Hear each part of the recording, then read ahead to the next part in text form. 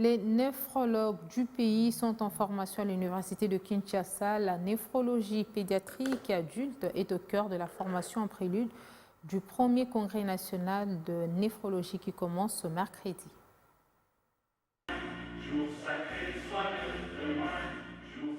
C'est parti pour le pré-congrès qui annonce le premier congrès international de néphrologie.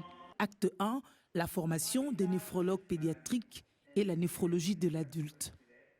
Il s'agit du deuxième cours international après celui de 2013, mais le premier pour la néphrologie pédiatrique. Un renforcement des capacités pour améliorer des vies. Renforcer les capacités du personnel soignant. Donc, il est important que le personnel soignant soit formé, ainsi ils vont améliorer la santé de la population.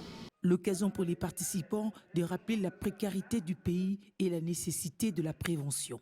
On va déjà remarquer les difficultés de la prise en charge de la maladie rénale aiguë ou chronique, les difficultés d'accéder à des moyens de suppléance, notamment l'épuration extra-rénale, l'hémodialyse, la dialyse péritonéale, etc.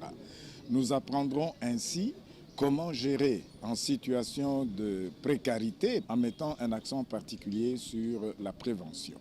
Pas uniquement les médecins, mais aussi les infirmiers et ingénieurs dans l'entretien du matériel médical participent à cette formation de grande importance. Cela va nous aider un peu à booster dans le diagnostic ou le dépistage assez tôt des cas qui peuvent être normalement référés pour une meilleure prise en charge le plus tôt possible.